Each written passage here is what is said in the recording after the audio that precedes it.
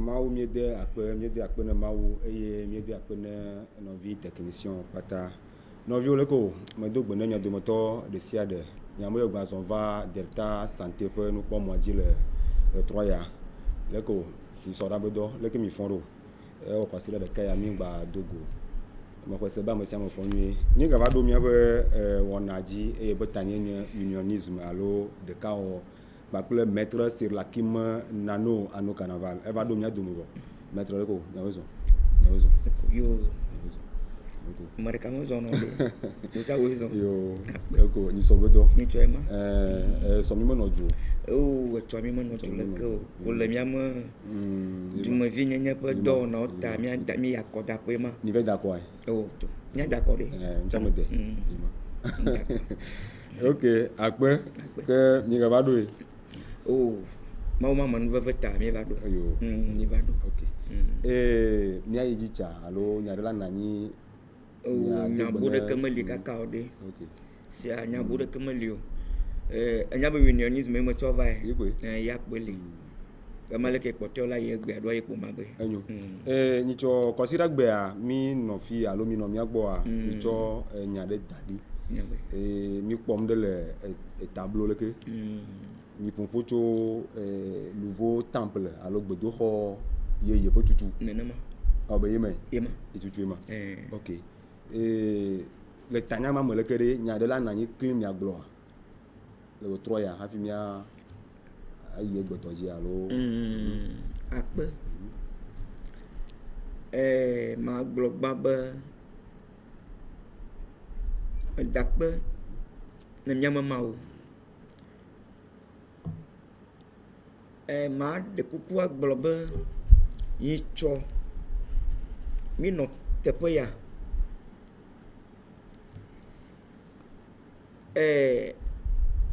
Me ve tɔ asi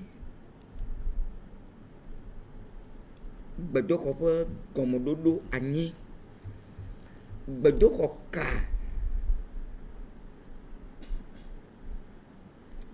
enyi nya wɔŋku aɖe.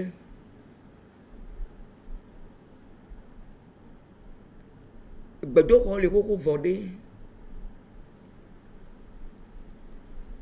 Ake Yehowa Mawu bia be sɔtowo ye Mawu be kafukafu le me estimation.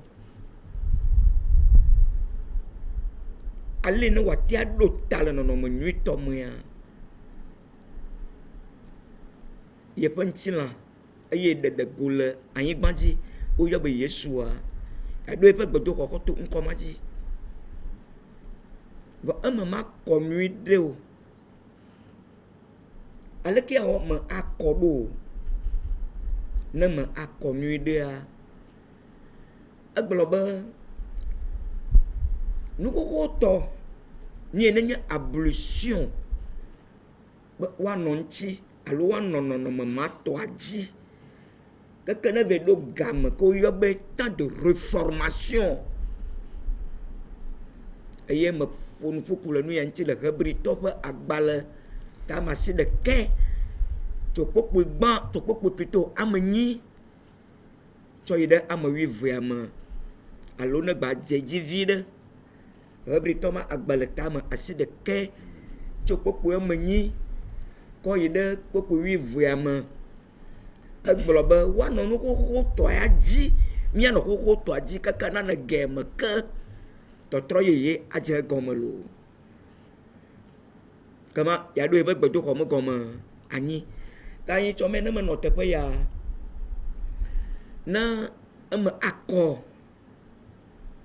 Nanɔ plus déterminé. Anɔ bien ajusté. Ado état qualitatif. Bien sûr, au nom de Jésus. Me vais tsɔ nya ɖe tia agbalẽ tame atɔ̃ tso kpokpoi gbã yi amewoa. Game mi kpɔ enu yiwo le ema. Le ne référence wo va yi. Ve kasi Zaharia me agbalẽ ve kɔ le Agayi me. Sehari ma gbaleve na Agai. Eye ni to me de no pata fia le écran dzi. Yo fonu ku le gbedoxɔ ƒe gɔmeɖoɖo anyi. Wàtso le Kristo me testament. Ye me base testamentaire. Ye me gblɔ be de ne testateur va eɖo la ku. Ne game ko ku vɔ ye me testament le ele valable. Zɔn wàti tsɔe so na ame bubu yi ke ne le dza wɔ nua le ye me teƒe zɔn. Wànyi be amea me ŋkɔ me bu o. Ame ka ye wòtsɔe na. Donc nu sia nu ŋuti kɔ be woaɖo gbedoxɔ me gɔme anyi. Ta megbatɔ tɔe asi nyui ɖe be ekɔ ye me mémoire na CMD, clé de la mémoire divine. Odo plaquette basale, odo plaquette basique, odo circuit avec détermination, circuit mémomarque, circuit compilable. Yema. Ayo ko aflaga, alo no yo be bannière. Eye me gbɔn to me banne nona bannière me. Ne game ko abanyi nu koko toa. Banne o yona me c'est convocation me be akpolo no vi o to yi prison o. Vont bien se conférer. Là il faut maintenant à se conférer. Là il faut maintenant une conférence pour pouvoir se comprendre. Donc, il me toise nous moi to. Alors be drapeau a, il me hymne pas le anti, mani be nye do mao ne no le ma. E ko da tia. Que mano be no ma ne o a que ma ba no o ya to to bible ba tai ba. No ma yo le. Ba me gble cho ma be. No vi nyu no gbon jidi fu. Mawu kwa mawu elo. Et c'est là. Dieu ne peut jamais contredire Dieu. Oh non, non, non, non, non. Ça n'existe pas. Un fait qui n'existe pas. Et donc, nous et ma globé, mi point y soit ma, wado bedoko ani, yo code drapeau, au to hymne, pour nous parler un petit. Et drapeau, à manier mauvais noir, de be, mauvais, tu as volé quoi, drapeau, mais nous que vous défiez. So, n'ami au drapeau, bon, à nous, c'est na ajraba da ba machine yo lo asia o mo bra ba ba jo va yo for me ma ve sajoka o ma ve dogbe da kana Yesu kan o no jira do bonwu de anyama globa adom ya ji wulo ta yi to mo nya ye nyama sia OK mfiara pe o ne ma senya be nya gomo nyure a ke gbedo ko igbo mi le a enye gbedo ko o ja de pe gu ne atu so waji maçon watui amba bagdo xola manya lo do nya yo ya alo e mawle gbogbon me antia o de ye manu yi na kokoko le formule BE c'est-à-dire formule BE mieux formule générale c'est-à-dire nous dans l'état triadique tout ya mama gom ko nyeba tout dans l'état spirituel dit dans l'état nominal dans l'état réel c'est-à-dire spiritualisme nominalisme et le réalisme. Voilà, nous avons vu ça comme nous pas dire les Yesu pas dire nous avons ce état pédagogique mais qu'on a péjoratif et mais qu'on a diminutif anana onomato p. Voilà donc il on a prophase, métaphase, anaphase. Am tomai nana télophase raison. Ayé malo. Agbenye Johnson enyo que ne mal ne ma be nua do devise do drapeau do hymne a ezu nya game o de ayo esa mi yo OK egbere abenya ye la na akpo ami o de eyin to aye bi ona ma ma glo no ba abi ona ya subo ncha we bi ono ya asia ba me to no yin to ma bo be mi ma te no ile ti apo mi ma gboro ya de ko de tagbe agogodo asinenda anyo na medio akpa nya biola biomba nya de la no nya gba ple mi osi le wo tro ya o de nya la yin po selesi ke kekelia ezagbono dodo gbeta eye mi le agbe le nkeke me ke kɔ mianɔ dɔ ya dzi ke ŋgbɔ nenyi be miawo mawu dzro kpoli akpene mawu ke ŋgbɔ edakpa na ʋafia yesu lo ema yi dzi be wotrɔ ya alo zã ya me metanya ne nye gba kple miawo le nyi christianisme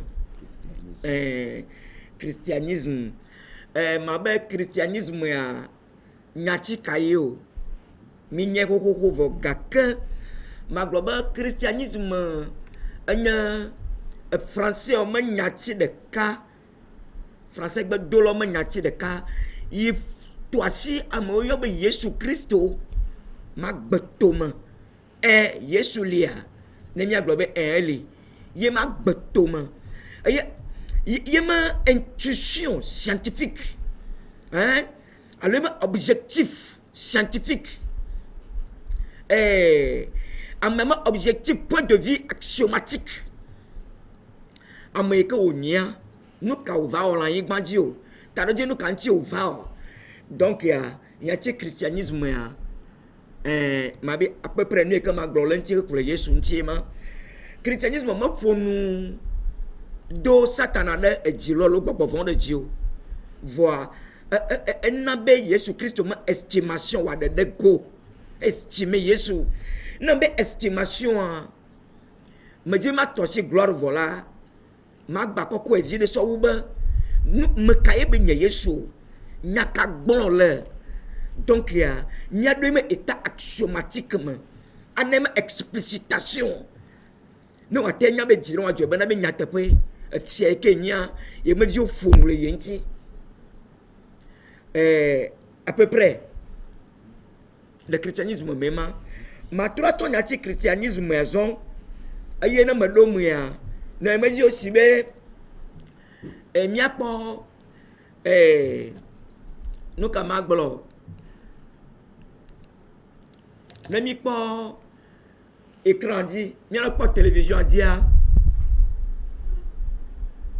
mele dza ahe leke ke ne me dɔ anyi tɔ ye me tsɔ ŋɔŋlɔ akpata tsɔ va télé me écran dzia me gadza wɔe ye nye ma va écran dzi vɔe ma ne mi kpɔ écran dzi vɔ kpɔ la miakpɔ ŋɔŋlɔa yi tsɔ nɔvi gbogbo tɔwo yɔm eye wogblɔ be ŋɔŋlɔa meze ne yewo nyuie ɖo kpɔa egbea me trɔ asi le eŋuti to aƒetɔ yesu me amenuveve me be wòate zẽ ne mia akpɔe nyuie ɖe ne mi kpɔea miakpɔ tanya gãtɔ ye nyi série A zovi ɖe mianɔ kpɔe le nua dzi eye miakpɔ ordinateur me souria nuvi nulɔbɔ evi tukui ɖe zɔzɔm mlumlumlumlu ordinateur me souria ye ma hafi zovia tsa le va donc miakpɔe be meŋlɔ christianisme le teƒe me nye A série A ne mi kpɔa ye nye tanya gãtɔ yi ke ŋuti mi dza ƒo nu le ye ŋu evegɔa metɔ ati lɔbɔ ɖe teto dodome nɛ sema ye gba kple nyatsi ɖo yɔ be chrisme miakpɔ chrisme zovia si ɖe tsa dzi ordinateur me souris via le zɔn le edzi miakpɔ curseur plutôt mianɔ kpɔ curseur le zɔn le edzi meŋlɔ le dzi teƒe ma be chrisme miaƒo nu le ŋuti ne mi didi va gɔmea zovia gba trɔ va gɔmea miakpɔe megba ati lɔbɔ ava yi sɔ tso dodome nɛ ne mi didi va zɔa miakpɔ meŋlɔ ɖe le funu be correspondance septentrionale entre la femme de la bête ok C ye ko miakpɔ le funu koŋ miakpɔ série C chapeau triadique donc miaƒo nu le christianisme voa miatsɔe le nɔnɔmewo me etɔ̃ me ye ma enyo nɔviwo akpeke ŋgbɔ lo akpeke ŋgbɔ mi tsɔ nuŋɔŋlɔ akpata mewɔe le écran dzi kɔ nɔnɔme ame etɔ̃ me ye mi me le christianisme miakpɔ chrisme ye miakpɔ chapeau triadique ye nye ma ok ke tanya dzanyi ma christianisme ke mi nyaƒoƒo le ŋuti le goa me etɔ̃ me A B C ye ma ok ma ƒo nu le A B C ok gbãtɔ nye christianisme ya gbãtɔ nye christianisme ya enyo na emedio me de kuku be miagbodzi di fu mi gbatsi dzi o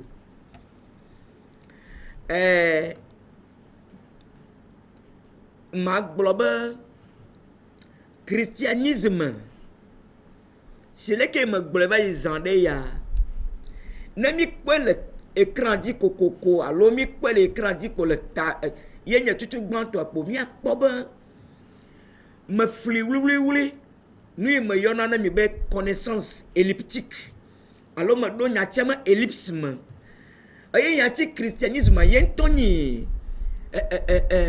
ŋkɔ gã ɖeka yi ke ne bɔbɔ nɔ anyi ke ye eviawo le eme ye ŋutɔ nyi ŋkɔ gã ɖeka yi ke viawo nɔ anyi le eme evia tutu gbãtɔ ye le nyi Christ miakpɔ Christ Christ ye nye ya medzi magblɔ be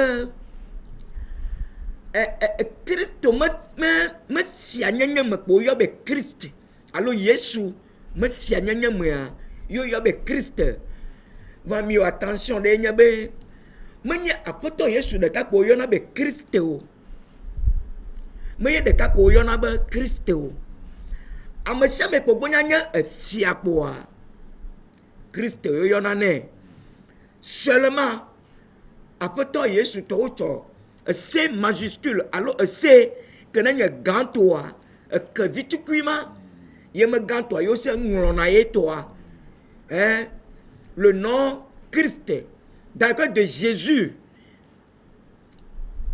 s'écrit avec grand C donc vitukui nye na fia kpatɔ mlɔ fia wliwli yo ko ne lia wo tɔ nye na ke vi alo C vitukui tɔa C minuscule ne mi kpɔ Christ aƒetɔ Yesu tɔ le fia be Christ voa nyɔvi ɖe kplɔ ɖe wo ŋlɔ be TIA mi yɔnɛ be tiare efia kuku enu ɖeke ne nyi chapeau oreo anu yi kpo mo auréole ye me fia kuku ke ɖɔna ta nea yo yɔna be tiare TIARE tia Yesu me fia kuku ke ɖɔna ta nea ɖeko mi me kpɔ kuku o ɖo ekpɔ yɔ ne me wɔ ma ɖe egɔme tiare miakpɔ ANIS anis ʋeʋẽlili ke nɔna ye me fia kuku me anis yo yɔna ne ʋeʋẽlili ke ne nɔna ye me fia dɔwɔna kuku ma mea yo yɔ be anis ne mi kpɔ enuŋɔŋlɔ enegɔa voa ame ne mi kpɔ tɔgɔa voa ame negɔa le nyi isme ame ɖe ke ne tsu ame ke susu me tsu nɛ yo yɔna be isme enyo evɔ ma yi ɖe wo me gɔme ɖeɖe dzi zɔn miatsɔ Christ enye efia Christ Jésus c'est-à-dire Jésus le roi Christ Jésus azɔ ne tsɔ ye me etia ɖeke ne le sia menye kuku o ɖɔna le ta o ne eve ɖo nubabla xoxo nubabla yeye me ame dza kpɔ kuku me ɖeke o eye Yesu gblɔ be mi ne ve ɖɔ si be ma gbɔna fia kpatɔ ŋɖe aɖɔ le ta awo comme etiarea ye nyina ye me formule BE enu ke ne tona le ye me Christ me chrisme ye me fia nyenye me ye ne be chrisme de Jésus chrisme ya mea ye be de ye me formule scientifique le ke ne nye ese me kuku ese efia kuku ke nɔna ta nea vɔ menye kuku o nye o ɖɔnɔ o nyina enyagbe alo ese ke ne constitué be so constitué ye me science enu me yɔ be formule BE alo formule générale nu de ke ne nye na trinité enye na spirituel nominal réel spirituel nominal réel leke pe me tiarea menye kuku o nye o ɖɔna le ta ya kpe pepe nye fia kuku voa o nyi se o zana si be na ame ɖe ŋɖe le wɔ fifi dzia ne le dza ƒo nu na amea me ƒona nukuna le amea me ŋuti la ŋuti o voa yi na amea ma gbe tome hafi gbe dzi amea zɔ le enyi nu vegɔa enu tɔgɔ nye na amea me ŋuti la zɔ donc ya BE chrétien, alors formule générale du christianisme, alors du Christ. Et donc, je ne sais pas dans le temps. Je me nyagbe me ko xol ma wu me le kia. Il a une formule BE. Je me fia kuku yo na be 3 couronnes voix. Moi, je kuku nyo dona. Anyi na fia ma gbeto me kele si na gbogbon. Nyanti la o ko yoba Trinité. Allo révélation triadique. Tonight. Ya yenyama. Donc ene ga kama bele ga fonu na ma tok gbogbon na gbeto boa. Il me veut pas lui donner un seul à ma marque Bajizereka. À ma santé, à me le bon à dénayer, à me y aller pour nous fourner. À la bonne avec quelqu'un à me à tout donner ismoya, à vous na moya. On a me le bon, comme si me à me tia. Nous vendons des comme si me à me belea. À me que la prison la betoma. À me que nous affligé. À me que nous ticola la bamana. Il y a beaucoup le bon, moi, assime. Yo na medio akpagba tonya enyemalo ayo mai vego disons na mi pa gomu ya na ta flatte na ma gbagbon na gba pe christianisme ma ya na mi ya ma gbon to ma na be le luka ma agbale ta ma na to popo wi nyi alo wi andre to wi nyi ma luka ma agbale ta ma na ni gbo na mi pododo mo funu opo a voilà, pour nous pour le Christ on dit là, il y a que ne tout le nous mener là. Tiens à nous, de na gamo le prison, ça dit mais les qui a mis le gars pas le bon de ma simia. Tiens à nous mais de na mais donne le gamma. Amérique bon, Amérique nous tu connais ma boya. De ne tout le non maman. Tu n'as qu'à me de na gaya mais moi je vais cailler dans moi tu. Funa me siana na makaka dana gbala mo yanti la eye kaka lu kama gbala tro do pele jibe fe de gbona ya de gbefa amenu veve me fe amenu veve me continue to me mbla ipokpo gba pe totok ye na yo java ruban de soie honorifique yeni jessica ba ja do la mo yanti kana de popo ruban de la légion honorifique. Je sais que vous avez un beaucoup de temps. Comment ruban de soie honorifique à quoi me dit que vous avez une clé scientifique, clé testamentaire à ton ruban de soie honorifique. À Mayalaka, à ta viozon ruban de la légion d'honneur. On a deux canailles, diago comme domo. Nemi quoi Isaïe 61 alors Isaïe m'a le table devant le quai il sait pas pour nous le nom tibe ne vala je va de bafan ablode ne gâteau gamonon là amoy me dit ne ban amoy tel toi wa fia noa de ga ana gbogbo nu ba ti kono ma gbo enyo tonyo le gamu ya ta mi ajo le christianisme me te pema na nya de apa vagon ajilo ma ona yira mi kaka Tanya Banto que mami de fier christianisme. Et me le pendant ma pas mi met de alors le fliam elle était pas menée. Christ tiar anis le isme. Yema. On cool. Me de coucou de ma fifi là.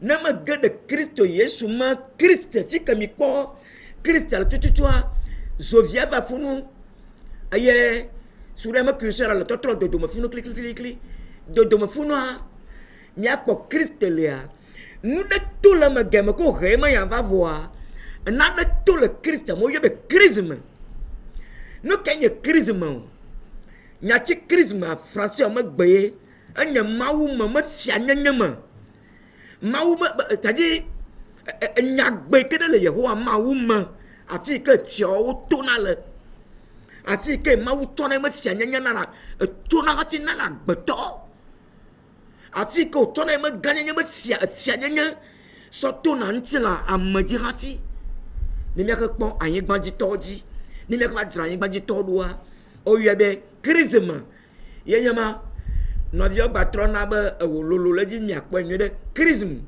eye nye ma hafi ne ma ɖe chrism ma ɖe nuwo le mea mi na nu ɖe be monogram zɔn ale keke me le dza ɖe nuwo to le me ma ɖe nuwo le chrism me fianyenye vovovo ko ne le chrism mea aleke ma ɖe wo to ɖeka eve etɔ̃ ene nume me yɔ be monogram ye ma ke ma ne mi ɖo mea miakpɔ Zaharia me agbalẽ ta ma de tsɔkpɔkpɔ gbã xɔ yi ame nyi Zaharia me agbalẽ ta ma de tsɔkpɔkpɔ gbã xɔ yi ame nyi ye ma ve ma ne mi kpɔe zɔa eŋlɔ ɖe be deux montagnes des reins deux montagnes des reins mi gbɔ dzi ɖi miati se nya me gɔme nu kɔ yɔ be deux montagnes des reins ne mi kpɔ deux montagnes des reins menye montagne ke ne le agunyɔgbo pic dagu me ye o lo Bible yɔ na be montagne vɔ menye pic dagu o mi srɔ̃ ɖe gbeɖegbe le sukulu xɔtɔ wo yɔna be mɔ Kilimanjaro la Takora la yi la dra mɔ Everest menye montagne gblɔ lo c'est là que Bible agbagbɔ na be Israël meto 8 wa c'est-à-dire Yakob me ƒome 8 me tue ke le do sɔli yakpɔ xɔ symbole Bible agblɔ be Israël meto 8 menye montagne me 8 gblɔ me 12 montagne wa o ekɔ ƒo ɖanu le Jacob me ƒome me 8 Yakob me 8 me di me 8 ya mi vi me 8 no sia aha donc montagne deux montagnes menye montagne voa ƒome me ve sesia ɖe li ƒome me ve yi ne nye Adam kple Eva ƒome ko me mi to lea wowe le fonu va no ka wo gblɔ ne mi kpɔ montagne derrière wo ajuster alo ou qualifier alo ne détermination alo ou ne état qualitatif yo gblɔ bena be wo to me ve to le terrain me ali to me ve wo yo be to terrain deux montagnes des reins ah na me dio no ka tutu ni terrain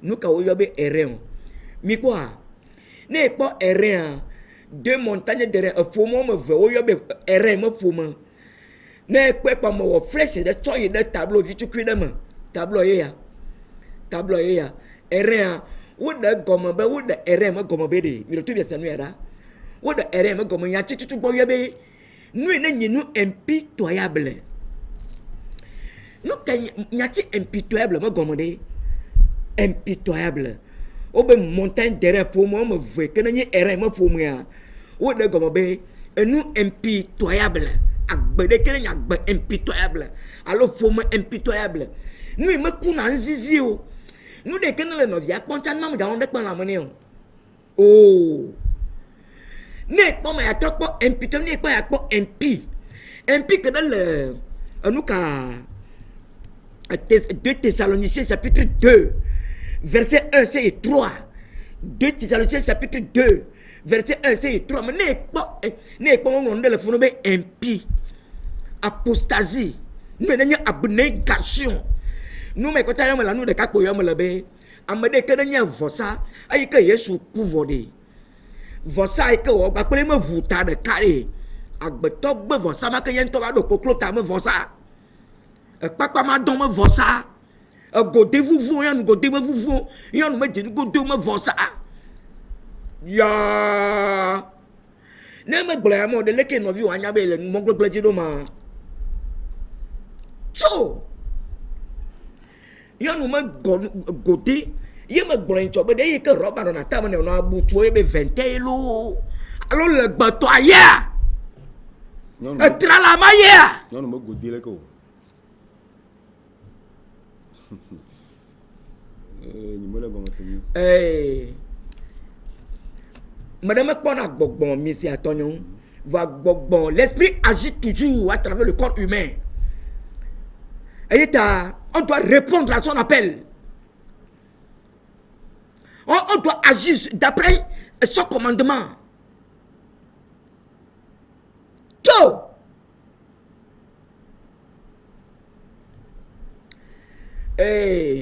mi le gblɔ vɔsa be nya me gbɔna ke Yesu de elle va t'en vous corder aïe. Elle a possible de me dire que ton patron veut de toi, tu crois, maman, comme madame, tu vas tu connais non. Elle va parler de toi, elle a l'air de bateau maintenant, elle est senda. C'est le que je dirais, non, na, média dit que vous du temps qu'on va dans un bain, et c'est un homme. Ama kanu, Yesu ama kanu, fouet wa weye ko weye ka wunu, tu vas vous corder aïe. Vosa ta de kai ko wa ne na mi de papa avo. Nous ne va liare. Godé vous me vosa. Godé vous me Non ma bleu Bible abede. Non le ke ma anya na madame bleu c'est fiamu. Il va dogba kaka globe amen. Il dogba kaka globe d'abord in the name of Jesus maybe amen. Au beau précieux nom de Jésus amen. Bah de fian de va le nya gloire la globe d'abord na godé va. Ba mo na godé va. Ah. Mon frère. Donc, il y a impitoyable. Il y a impie. Il y a le noir, mais impie. Ne veut pas Thessalonique à Velia. Thessalonique va 2 Thessaloniciens, chapitre 2, verset 1 à 4, 3 à 4, maman, quoi. Il y a quoi, impie. Nous avons une abnégation. C'est-à-dire, abnégantisme. Américain veut nous voir. Ça n'est pas de cuisson. Voilà, ça, le connaît. Il y a mal noir, mais montagne derrière, il y a une signification, il y a impitoyable. Il y a quoi impie, le mot. Donc, il y a, même, il y a quoi, loyal, total, c'est des canaux, nous, c'est des canaux, nous, fanya, domo, c'est un tel, mais, et t'as des, nous, gamin, malio, ne me bat pas, rien, il y a quoi insensible. À me dire que c'est ça la manelle, il y a c'est ça la moyen, ma qu'on vient en zizini. Il y a gars pour les gens, il y a le à voler si tu as pas vous. Nous, il y a insensible. Il y a des koufi. Alors comment? C'est la Bible qui a dit de révéler, de présenter révélation. Dans cet état inédit et puis incompréhensible, qui fait mal, absurde, qui est très absurde. Ne pas nous yawa, pas nous yawa. Moi, je dis, oh, c'est. Il me bloye trouble le fia bede.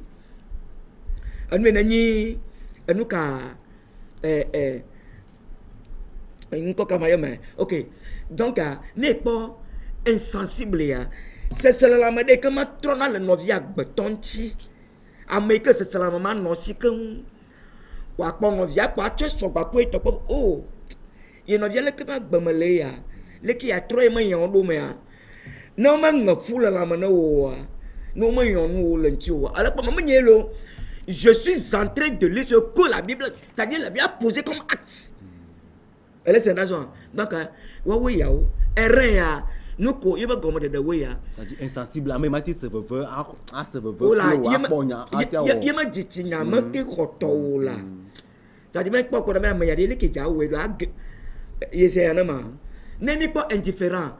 Mais quand nous fumons pour les yamons, mais comme pour voir tout bien avec ah il ne vient pas toi le qui m'a belé le cadeau il vous tout le monde non me de ou à ton vient pas toi bédé il y a bon petit quoi il ma soeur que le nyao oh voilà à toi le mal comment amel le cabré hein être en tête de cabrage après là il m'a être cabré amel que m'a relé m'a becama dit depuis c'est que son après dans son il est mort d'appo mal mené le doigt kuka elle va renaber ma bazo renader dia nous on le cabré ma oui le cabrage et puis la zone oh de yema est-ce n'était de na cabrage comme le rude pénible inflexible et puis la zone mani benye je suis en train d'interpréter ce que la Bible a posé comme acte va erreur ne Josué a pas courir la cruauté. Amade que de quoi deux veut faire ça novia, alors disons du Japon le même. Ça dit bien non veut faire ça donne nos vieux à bâton. Alors du Japon, amade que ne me c'est la main, vivre dans nos bénis à deux veut faire ça novia à bâton. Voyez choix comparativement à la vie de Jésus à maman de un zizi maman, un veut faire ça un coup dans zizi, kaka tu vous corde ani. Après là, Donc, au fond de la férocité, être féroce. À quoi tu dois dire? Nous, dans la Bible, il y a un comme pour donner la session même. Montagne de reins. Des mains, nous, d'arvenir sur nous, à quoi féroce. Nous, des nègres, nous, quoi, il la viande crue. Oui. Qui s'empare, qui s'accapare à la viande crue. Là, dès que nous voulons, ma bicha, à lui voir, à l'eau de le templement, c'est pour nous pas. Mon frère.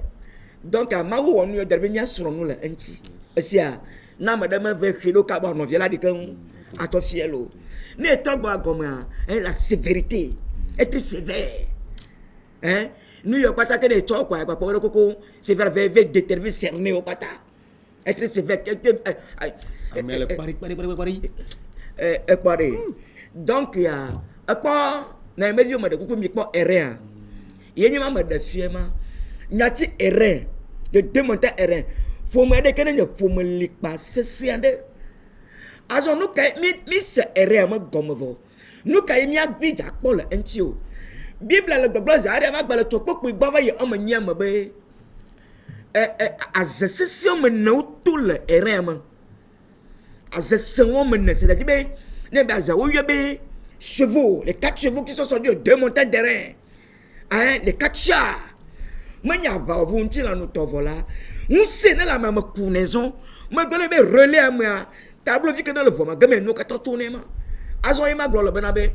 Az session mena. Ou tout le nous ka n'blay ma tout erreur ma. Faut ma combla ya moi. Az session mena ou tout le ama. Ne quoi tu bon toi. Yeni roux. Roua me tout le rouge anti cacao. Yenya azedien. Amodo que mau de kakla asinabe. Wato kakla bia holofa. Oto gbo me yati me ni wa kofuria ani. Ne po Bible ba ogbo na ba. Me de kana ni ye no bo adrovon. E no bo adrovon. Donc ya ruwa yenyama wo dogba pele ni popolo la de pepe po nyi. Ayin gbaji me polo lopo. Ru yenyama Bible ma yo lenenama. Nous que nous na rouge, on me demande ben de doyer badio. Nous de que nature mea. Vous me permettre ne ça dit yen toma axe. Me permettre ne be wayin de doyer badio. Yenyama rou. Ne vedo ekene kwero ha yenyi noire. Noire. Nya moyo ko malo mau moyo ko na niveau ha. Me pas avec le relais menoa pour aider de. Ale ke pona noire lea. Là de corps ecclésiastique, bakou ecclésial, corps ecclésial mondial. Aïe que pour n'abe, nous ka,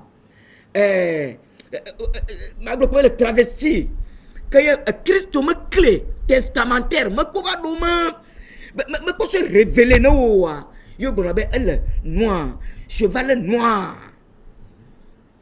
Il est toti. Nous que maoula, akwera. Nous y quoi, poto y hoa maoula d'arriver. Me pot de quand chofiant. Donc il y a un de on quand bon. Jusqu'au moment du jugement. Et du jugement, on vient de nous à Sophia. Il y a pas nous voir quoi, on t'attend le M. Donc un noir réellement. Au problème le travesti, il y a pas un travesti.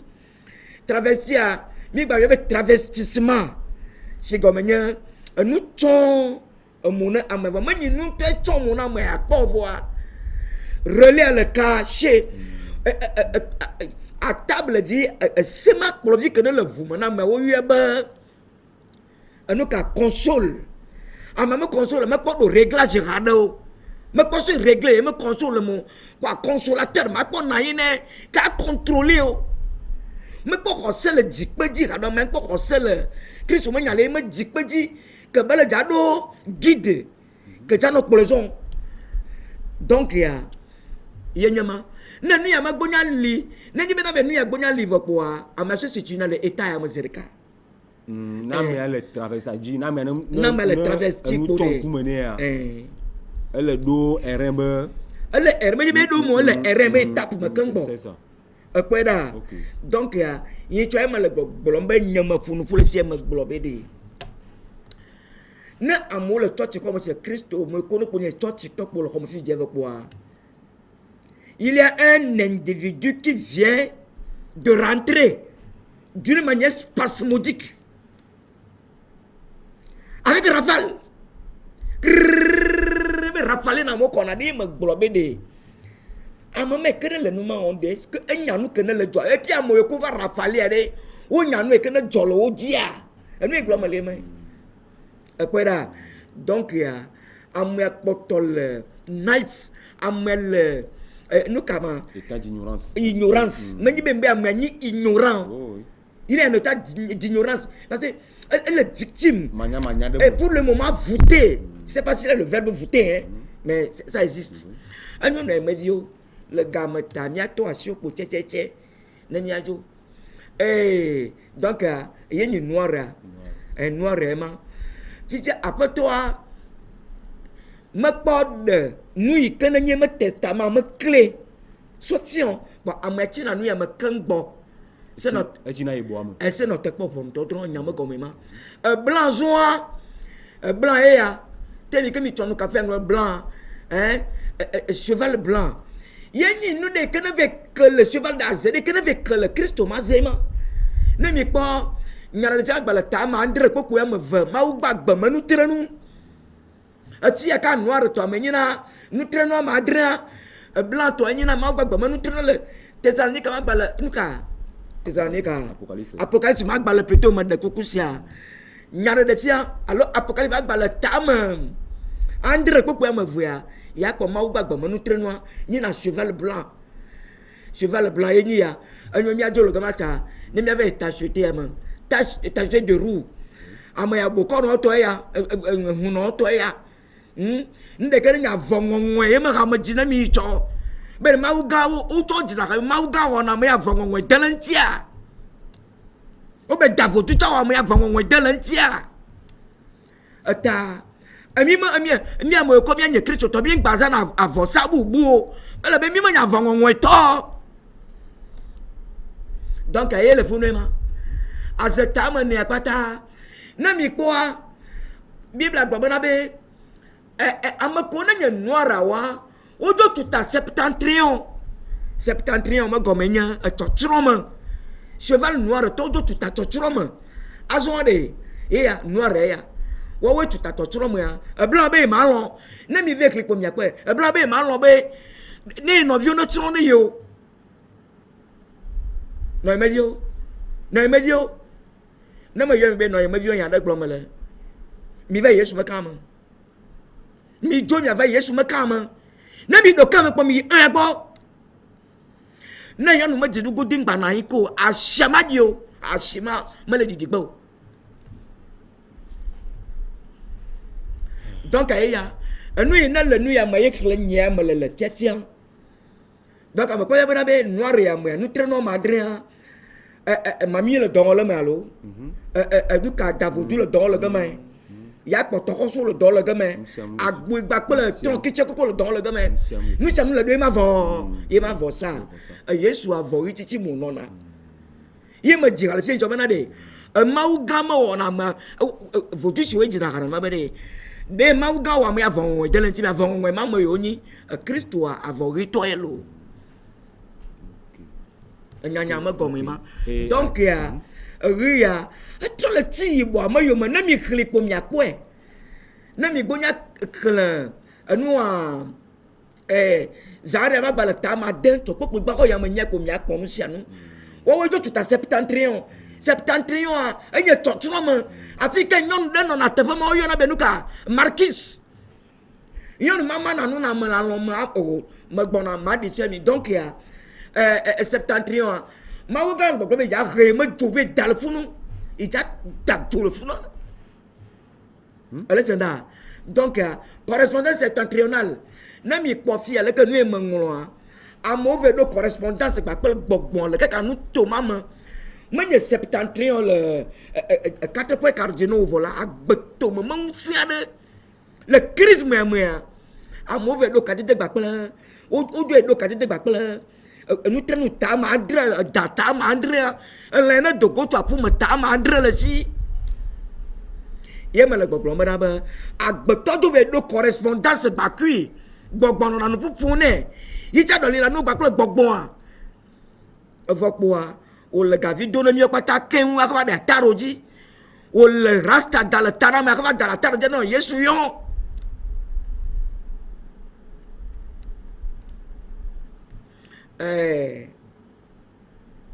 enya me nu ƒuƒu kple zã ma ɖe ne mi kpɔ medzo le nutoma me ne ma va se ne ɖo ke vitukui nu ke mi yɔ be se ya ye le fi ye ya se vitukuia meŋlɔ dɔ be chapeau triadique nyati chapeau ŋutɔ mi nye vɔ kuku enu ne ke mi yɔ be auréole de Jésus kuku eke ne nye Yesu me kuku ye me tsɔ tia le ka christianisme nyi tiarea tiare de Jésus tiare chrétien tiare ma de ye me nu kpo gbadza gblɔ le fi ya vɔa ye me qualifié gba kple nyati triadique triade enu de ke ne nɔ me tɔn to le vivitsi me kuku me ke ne le ta na Yesu de eyi ke ne le fi ya me dza ƒo nu le ŋuti na mi nɔ ye me dio ne mi ve ɖo nya ɖe tsa agba le ta me 8 tsɔ kpokpo gbã nya ɖe tsa agba le ta me 8 ame ke ne de na le fi ya me ne de ne ge nava nya ɖe tsa agba le ta me 8 tsɔ kpokpo gbã kɔ yi ame 9 ya kpɔ be elã ne dogo tu aƒome nye me gblɔ ne mi tsɔ be de mi kpɔ lã ne dogo tu aƒome ta ame 7 le sia tso ne mi ɖɔdalawo gbɔ ne mi kaka Robinson le aƒua le bagida be funu afi ke ne ɖɔdala yiwo ne nye enu ka ame yiwo nye Ghana tɔ ɖo va ti ne wo ɖu dana ɖɔ le Togoa wo me ɖe lã ma kpɔ gbeɖegbeɖe ke nye elã ta ame 7 le si o vɔa ɖe elã ma ekpo gblɔ me le mia nɔvi nyo le agbetɔ me vu me loo ne eɖo ame me vu me relais me kpoa infection ne kpekpe ke kpoa agbetɔ gblɔ be infection miame cellule le état plasmatique cellule vitamine vovowo me enyi eyiwo kpo ne wɔna dɔ le mia agbetɔ me vu mea menye vua me wole dzi ɖe te wonɔna tsi ɖe nɔna ʋua me etsi me me yɔ be plasma de vitamine mawoa ils sont tous sur la dépendance d'état psychique wo koko le ʋua me kpɔkplɔ te ʋua me zɔa électricité ke wɔna dɔ le ʋua me platete ke ne le mea de électrique ke wɔna dɔ le me énergie nu mi yɔ be essence nu mi yɔ be force psychique nu mi ciselé enu ke ne wɔ dɔ le nu toma me plaquette ma de me gblɔ ne mi be plaquette ɖeka kpo nye base ne ɖo me ama me vea ya kpɔ me 7 la kpa ɖe ama 7 ma de nɔ ye me viwo ye nye vodu datɔ la elã ke ne to la ƒo ko dolo na mia de nu ye be allégorie obscure ama 7 ma de nu yi ke ne me nye lã nye ya kpɔ ye nye vodu da nye me gbe be nye vodu ta ma 7 nɔ na me ede enu ma edza gbagba kakakaka ne ekpe le bible me ko dza gbagba kakaka kplɔ nyɔnu ɖe mia mama ke wòdzo nɔ anyi le edzi ne mi xli kpɔ miakpɔ be nyɔnu ɖe nɔ anyi le data ma 7 dzi nyɔnua tsɔ pourpre et écarlate c'est-à-dire enu dzĩ yɔna be pourpre et écarlate pourpre enu dzĩ écarlate nu dzĩ vɔa wɔna bena be melɔna ɖeka wɔwɔ melɔna unité o melɔna union melɔna unionisme o troisième mi kpɔ écart le mea yema mi kpɔ écart bebe écarté yema nu ɖeke ne na be mama nana yi to na latin me latin enu xoxo yɔna be latin enu xoxo eke ne nana be ama na tso na c'est-à-dire be nu yi melɔna ɖeka wɔwɔ edanto mɔ ɖeka kpo nya zɔ ɖo me vɔ la ne eɖo me kpa ekpɔ nɔ ma 7 eye vivitsi gã ɖe nɔna fu na nu yi dzɔna le agbeme na me vɔ kpa me tsia agbome mɔ katã kaka ya tɔtɔ yɔ Yesu be de wozɔ mɔ ma 7 dzi woɖo mia me vɔ ne eva ɖe wozɔ mɔ ɖeka dzi ɖo me vɔ ne eva kpo la woato mɔ ma 7 dzi asi le mia nua mi ɖi be lɔ nɔ ma 7 ke kɔ ɖe ƒui awo ɖe ne me yoma yema donc ya ne kpoti ya nous y comme le diable bolonais mi ama maou le problème déjà résoudre il est déjà dazole septentrion il est déjà au ça va pour moi nyama le sibe gapola na mi adonku no aji no avait de befande oko kaka la fi de gbola no de la ve tomi pété ça nya colle no am to di voix ma gaba ka ti mama nka mi nya la mo kan papo asia ba nya le ba nya dokyo septentrion ayema ma oube ja ka fa se va de septentrion ben ye to cheval noir a je vais ti septentrion ta e ja ka fa se va funu enya de ko le be ma fa fu twa agbo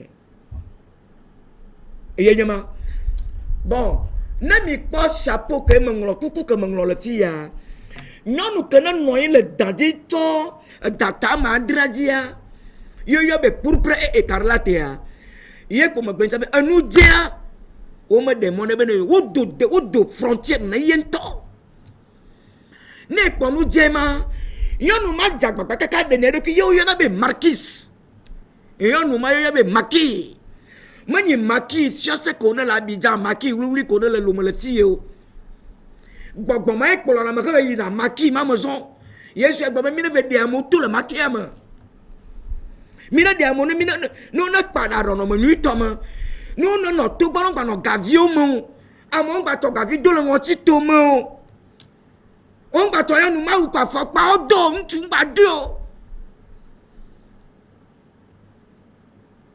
il va bien te déguiser dans moi so il a déguisé on tu sais yon man non man ah non déguisement tu yon man non man yon ya dia baba nous comme ka wu ya yon no gaba malio yon ya dia baba yon comme ya be marquis yon we no ile dadi data mandre yon we que do wu dia yon ma dia baba le kuku dia le do le tana mose fukaka funu khona no lema nous que nyenye ma me ga kama ya mu ya tu tonton ti mo ya ji po susu ni nebe na be fi ka bale fi je ja dogbera va me ko no connaissance o na le gbadura la nse bia vo kwa no to avoju da to a va de ne do kan so fia na po a je na no na na anu e ka yon no na nyi be yon na glo na mo tutu gba be ye ko yo ade soro po abele na me do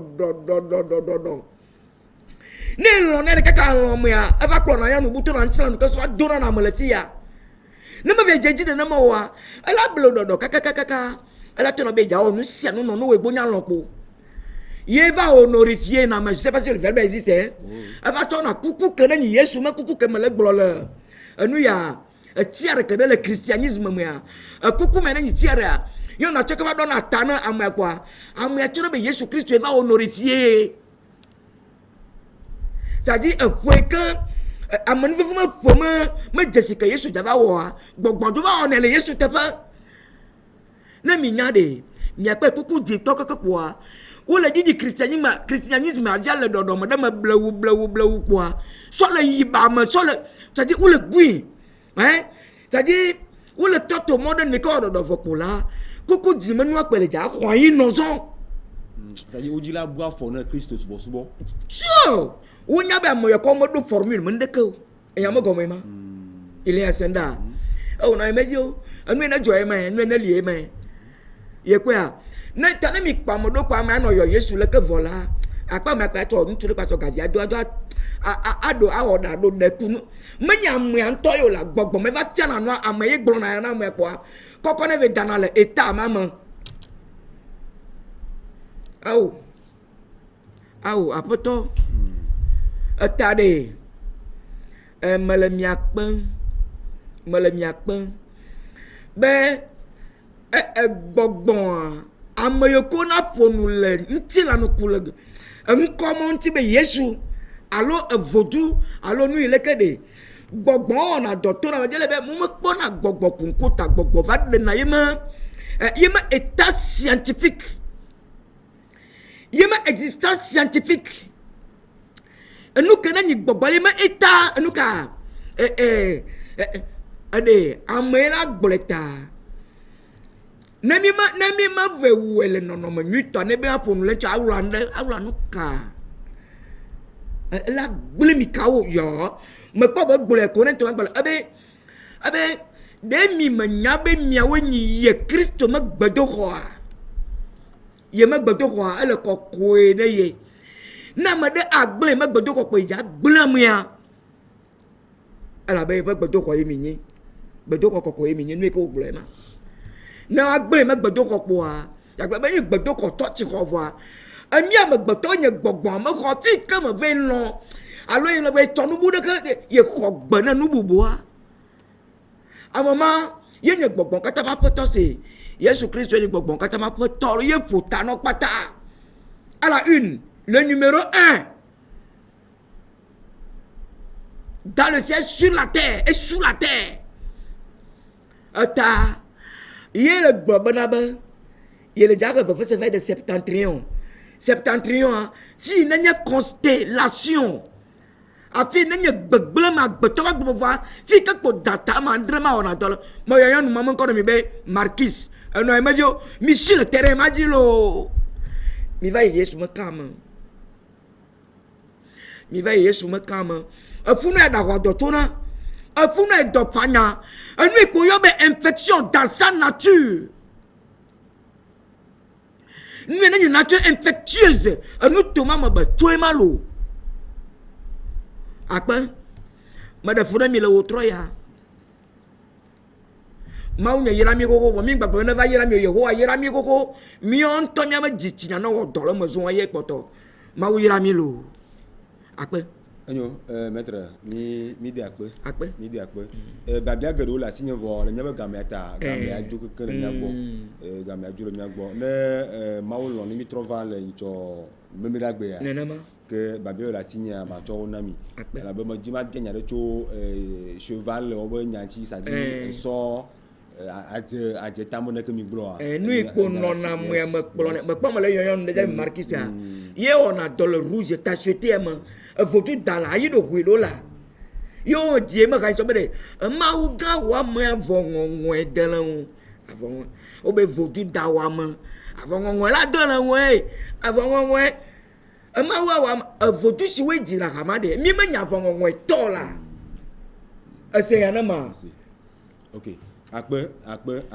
babia nye le nyi be sadi Yesu ba dzia de me dzi ma bia mena de eli ayi be fiere ƒome ko li wa de me dzi ma bia mena de ba dzia le dɔ ha vɔa mianɔ tele te fuma ne mi trɔ va yi tsɔ ne miaɖo enyamanti akpe kaka ne yi tsɔ ɖoa gamea dzo le mia gbɔ ne yi tsɔ ɖoa gamea dzo le de mia gbɔ mia akpɔkpɔ Mawu ne yira taƒo nya ɖe lia alo mi ƒo sa vɔ me le taƒo ne kpe ma Mawu ne yira nɔvi nyo Mawu ne yira mi se ne yira mi ne wa yira ntsa vɔ nye me kpɔ be eyira mi koko vɔ miawo le dzayi mia ɖokui me zɔn bena be ɖe eme gblɔna be nul n'est au-dessus de la loi ame ɖeke me le se me ta mo Yesu ɖeka pɛ kpo kaka gbɔgbɔ vɔwo yɔ Yesu be yewo ma ƒetɔ emia gbɔ va mia ɖokuiwo me edzo tuta septentrion lo edzo etuta septentrion Mawu he dzo tuta septentrion lo egbea normalement tsɔ ye mia dogo ye mi akɔdaƒea mi ɖo la wɔ miawo dumenye ye meme dumevi nyenye me dɔ eye mi dzi akɔdaƒe tɔ mi me te vɔ egbea kpɔ ne yi tsɔ memle na gbe gave pɛpɛpɛ da si ne gatɔa miakpɔ magba va yi dzi mekpɔ vɔ lo yehowa ne yira mi lo akpe ke enɔvi nukpɔlawo mia si le teƒe ya miabe gamea ele mi keke ta ezã ne nyo ne mia dometɔ ɖe sia ɖe ame yiwo dzi be yewoakpɔ mia woayi ɖe YouTube dzi woaƒo sir la kime nano eye woatrɔ kpɔ nu sia nu le teƒe ma akpe ne ame sia ame ezã ne nyo ezã bɔkɔ ne ame sia ame akpe mefiana leke o eyi zã ɖe Mawu ne yira mi kaka lo ne na anyigba ku mi ezã ne nyo miafɔ tsɔ le ŋutifafa me lo Mawu ne ya technicien kakaka